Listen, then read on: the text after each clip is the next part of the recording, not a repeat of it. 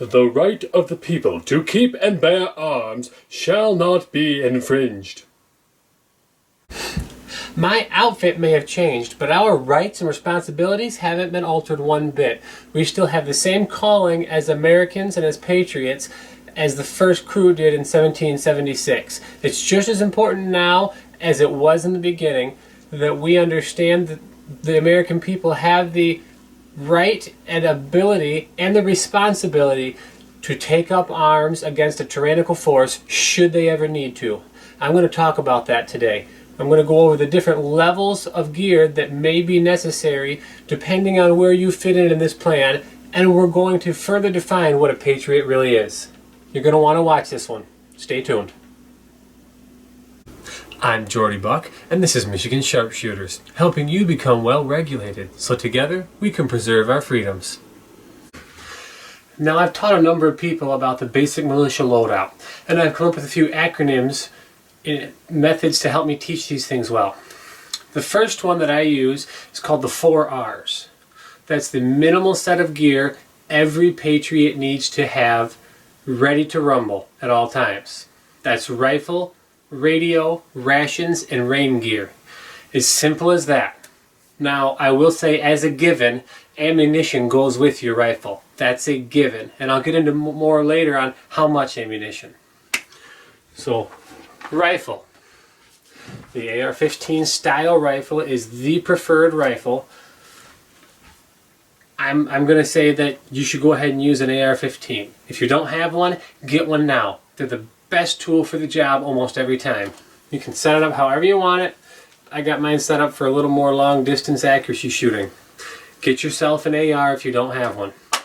Basic rifle. You can get all the accessories on it too if you want. Rations. Alright, you need your rations. Now sorry guys, but a pile of bananas ain't gonna cut it. I'll show you my complete rations when I take open my bag in a few minutes here. Your radio. As simple as a handheld. The 5-watt or even 8-watt bullfang radios. They're incredible. The FCC doesn't like them. All the more reason to get one. These things broadcast and receive on 2-meter ham and on all the MERS channels. These things are amazing and great. Basic little $35 radio here with a car topper antenna. I can go 3 miles any day. I can transmit 3 miles. I can receive stronger signals. A strong signal from the radio towers, I can receive those anywhere here. If I get up on the high hill in town, I can transmit 30 miles with this thing, just with the car topper radio antenna. Rain gear. You could have a cheap poncho, a fancy expensive poncho. You could even just have a heavy jacket that's well treated with rain repellent. Just have some rain gear. You've got to be able to stay dry when you're outside. Once again, the 4 R's. Rifle, radio, rations, and rain gear. If you don't have anything else, remember those 4. Rifle, radio, rations, rain gear. Those are the 4 you need to have. Every patriot needs those 4. Alright, next up after those 4 R's, we're going to get into carrying more gear, heavier gear. Ammunition. How much ammunition? Well, I'll tell you. I always have people carry a minimum 100 rounds of ammunition ready to slap in their rifle. That means 100 rounds either in magazines or stripper clips ready to roll so you can slap them in your rifle and get firing away. 100 rounds might sound like a lot and it might not. It's not really a lot. I carry generally in this vest 340 rounds. It doesn't weigh a whole lot. Doesn't feel like much. When you fit it well to you, it's not much at all. That's 10 30-round magazines and 2 20-round magazines that I carry in the back pouch because they're a little shorter. There's nothing to these things. A full magazine only weighs about a pound. 10 extra pounds is nothing, especially when you realize how much ammunition you're really carrying.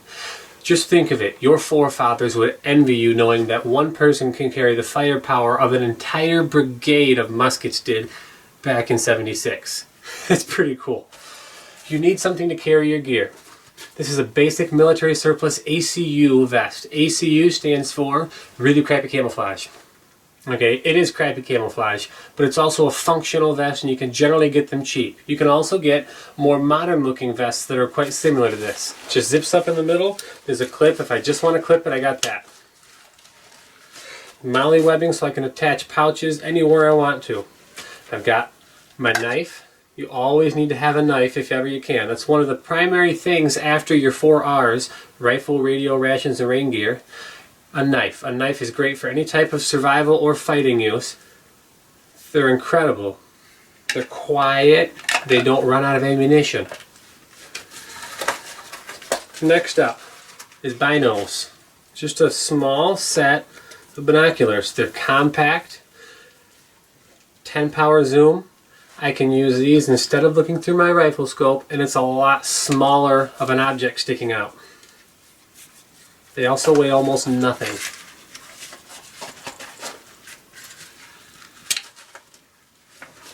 Your vest should carry all the gear you want to access immediately. I've got magazines all the way around. I've got my med pouch on the back, my accessory pouch, which usually has a ham sandwich in it. Now your med pouch here, also known as the IFAC. This is important. Number one, it always needs to have a red cross identifying it. That's so anybody who's trained in emergency first aid, they see that red cross, they know what it is, they can get anything in this pouch and they can patch me up if I need to. Anybody in my group or even any first responders to a situation would try to do that. This needs to have your basic essentials. A tourniquet, a quality tourniquet. I've got blood clotting agents in here. I've got field dressings for gunshot wounds. I've got seals for sucking chest wounds in here. All the basics. That might sound crazy. It's not crazy. This is probably number 2 after the 4 R's. Rifle, radio, rations, rain gear. You've got to get your knife. You've got to get your med pouch, your IFAC, individual first aid kit. Everything that you would want somebody to use on you to save your life. Moving on.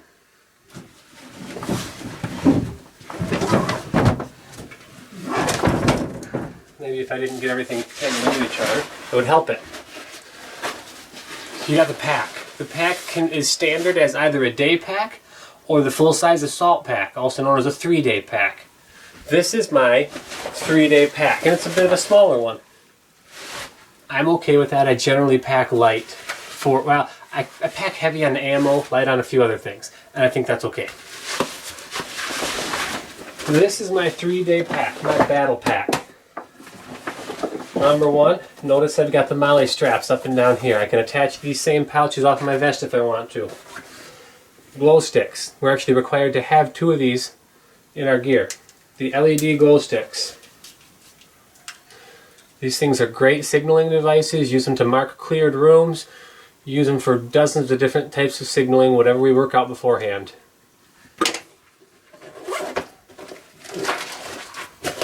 In my full 3-day assault pack, I carry easily accessible. I have some extra ammo, my pistol ammo, and that's always in a plastic bag just to keep rain out of it. That's an extra 50 rounds for my 10mm. Roll of duct tape.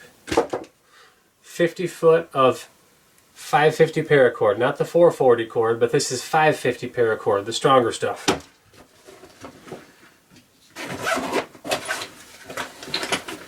I showed you my rifle, right? I've got a scope on that thing. We all know that scopes fail. Scopes break. Glass breaks. Even just impact around it can cause it to break. I have a set of iron sights. I can screw that scope right off, put iron sights on, and I've got some backup. If you have any type of optic other than standard iron sights, you need backup. You have to have anything from flip-up sights to these ones that just screw right on top of the Picatinny rail. You need backup sights. It's a must. I've got my accessories here. Camouflage face paint. If you're in an area where you might want camouflage, go for it. And I've got my highway map. Something as simple as that, lightweight, but it can help me navigate anywhere in the state where I'm at. Now getting into the fun part. The main packs. Boy, I like this bag. There's so much space in it. Where we are, we're in the rural areas. In the rural areas, I need camouflage because there's great opportunities for use of camouflage out here. Camouflage pattern can be whatever in the heck works for you.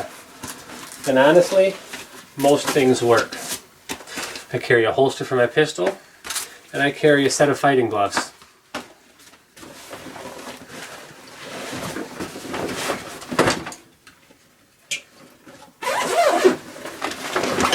Going on further here, got the whole pack busted open now. This is my quick grab bag, or my survival kit if you will. This has everything I need to help with an extended stay in my rural environment, but it would also help in any urban environment. Fire starting materials. I have several options to start fires. I carry my multi-tool, just an old school original Leatherman. That's my favorite one, by the way. You really should have some sort of multi-tool. Whatever you are willing to carry is great. I also carry extra glow sticks. These are smaller ones. Again, we use these for tons of different signaling. They're amazing. I have a compact water filter straw. That's something everyone needs to carry, some type of water filtering device. You also need to carry your water, obviously. I lump that in with rations, but I'll specify 2 quarts of water, or 2 liters if you're military. 2 quarts of water, you got to carry that much on your person at one time. Now I said rations a couple times. This is my standard day ration. This is a homemade MRE. This is just all the delicious foods I like put in a heavy Ziploc freezer bag. Pistol belt.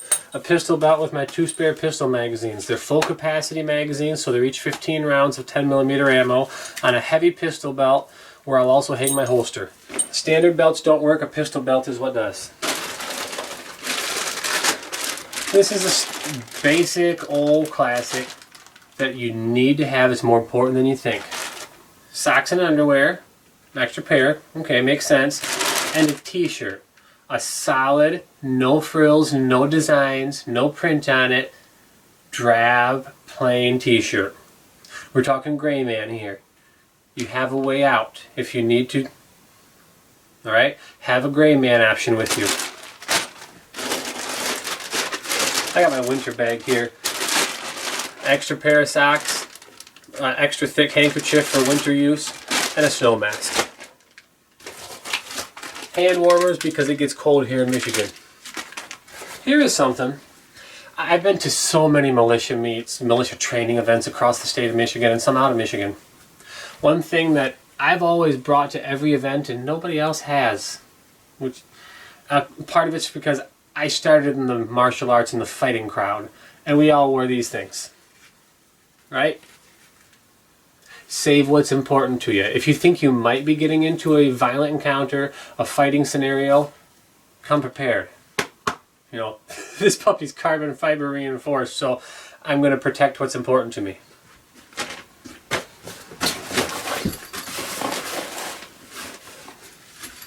Basic first aid kit. This is not your IFAC, your individual first aid kit. This is not the, oh goodness, I'm in trouble first aid kit. This is the Band-Aids, nail trimmers, muscle cream first aid kit. It's also further down in my pack because I don't need to get to it quick. Compass. Everyone's going to need a compass. I'll tell you what, I'm saddened by the fact that most people can't use a compass. Okay, I grew up in Scouts and we did drills on these monthly. Compass courses, orienteering courses, overland navigation courses. It's just a piece of cake. The only thing I have trouble with is trying to go from longitude and latitude to clicks and mil radians. Now that throws me wonky. Get a compass, something like this one. This is actually a decent compass for a pretty darn cheap price. Get a compass, whether it be a Silva style or a Lensatic style compass. Get a compass and learn how to use it. At least learn how to find north, south, east, and west off your compass. And the last thing is a rifle cleaning kit of one type or a million other types. Some kind of setup to clean your rifle, clean your handgun, You can't see it down here. The handgun. You need something to clean your firearms. That's the full militia loadout that I carry, and that's all the gear that my militia requires me to carry, with just a few extras. Carry what you would find necessary for your local area, for your use. If you're in a very urban environment, you might not ever need to think a type of camouflage. Maybe you'll think a type of an urban camouflage. You might consider, you know, I carry hand warmers and some extra winter gear. You probably don't need that in half of the United States. Then again, I guess if you're in Florida, you might think that a 50-degree day is cold. But I'll go out in t-shirts and underwear on 50 degrees out here and it ain't a problem. I would encourage you guys to have extra ammo, more than you're willing to even carry on your person at once. Just have extra. Ammunition is important. Rations, rifle, radio, and rain gear. The 4, right? Repeat after me. Your rifle, radio, rations, and rain gear. Those are the most important. If you can help somebody new get into this line of thinking, get them those 4. Next up, I got 2 acronyms that I'm going to throw at you guys quick. That's why I got my whiteboard out. Alright, GEAR. G.E.A.R. I hope you guys can read this from the camera.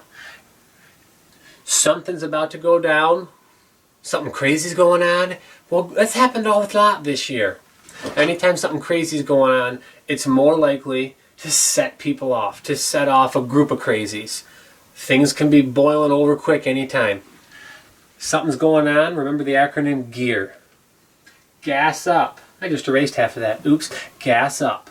Fill up all the fuel in every vehicle, get extra gasoline, fill up all your spare gasoline cans. If it's diesel, get that, whatever you need, fuel up. Gas up. Equipment check. Check all your equipment. Grab your gear. Make sure you've got that extra pair of socks in your bag. Make sure that your food didn't leak out. If you're using MREs, sometimes those get punctured. Here's one. I had an issue with my my compass, the same one. I just bought a replacement. I have a small bottle of 98% deep bug spray that's in my bag. Well, that leaked out and it melted off half of the material off my compass. If I was going to be betting on that compass and hadn't checked it before I left, I would be in big trouble. Gear check. Okay, equipment check. Gas up, equipment check. Arrange and exit. Know where you're going and have multiple routes planned. If I'm heading south from here, I've got 6 different routes that are in my mind that I can take if I need to. Know your main ways around things. It's another reason why you should carry your highway map and check your GPS map, but not while you're driving. Gas up, equipment check, arrange and exit, and rely on no one. You and you alone are responsible for your safety and your security. You are responsible to take care of yourself and your family. It's not the government's job, it's not the police officer's job, and they generally can't get there quick enough anyways. Gas up. Equipment check. Arrange and exit. Rely on no one. Gear. Once more, that's gear. Gas up. Equipment check. Arrange and exit and rely on no one. Next. Take that off. C.A.S.L. C.A.S.L. C.A.S.L. If you want to start being more prepared, you can't do it on your own. You have to be part of a group. Whether that be a 500, 2,000 person organization, whether that be an actual chartered militia somewhere within your state, or whether that be your own household, you need a group of people who know what you're planning, who know what you're talking about. You need a group of people who you can depend on. How do you start a group of people? Castle. Think castle. Take care of your castle, your domicile, all right? Communication, arms, supply, and logistics. Think about that. Think of what are your communications. No communication is better than in person.